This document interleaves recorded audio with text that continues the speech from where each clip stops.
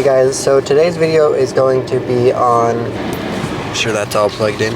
Today's video is going to be on how to protect yourselves from contract violations you might be getting on DoorDash. The main thing I would do is, try not to deliver to those no-tip customers, because they're the ones that are going to be reporting that their food never got there. I don't think I've ever had somebody who left a tip report that my food was their food was missing. But there are circumstances where some people are going to want to raise their acceptance rate, and by wanting to raise their acceptance rate, they're going to have to accept orders from people who aren't going to tip. In that case, the best way to protect yourselves is to take pictures. Hold on, guys.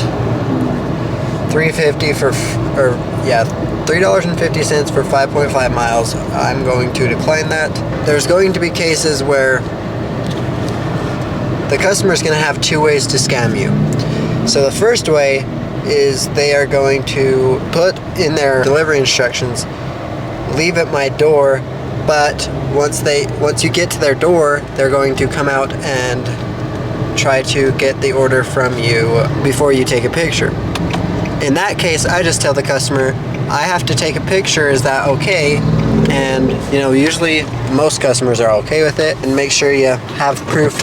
The other thing customers are going to want to do is they're going to say, hand it to me. They'll say, hand it to me. Once you get to their apartment, you're going to knock on their door, and they're going to be missing. They're not going to answer their door, and they do this on purpose so that you'll knock long enough and just leave the food there, and the customer will say, oh, I never got my food, because you never physically handed them the food.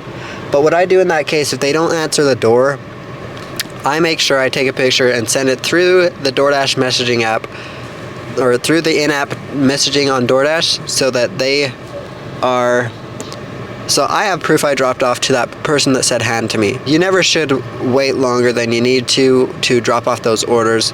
So if the customer is waiting forever to come to the door, just make sure you get a picture in the DoorDash messaging app, and that should be good. You'll protect yourself that way.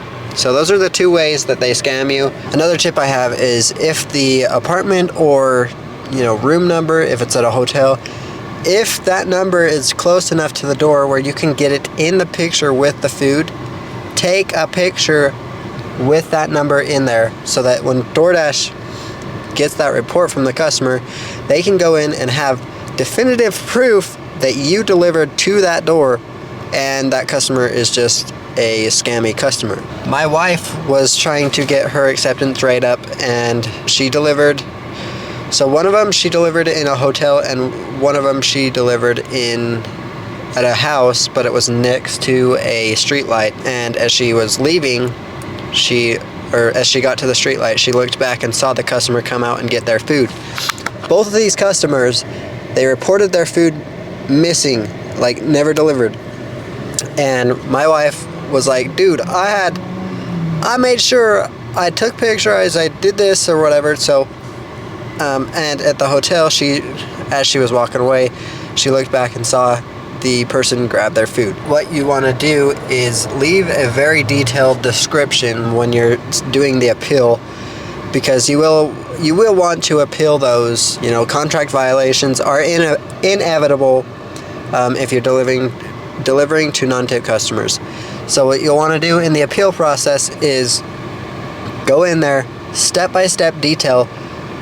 Make it as long as you need to make it for DoorDash to know and to believe your side of the story. What my wife did is, on the one in the hotel, she said, I delivered to this room, and I saw the number, I took a picture of the number, and as I was walking to the elevator, before I got on the elevator, I looked back and saw the customer get that food, pick it up, and bring it in their room.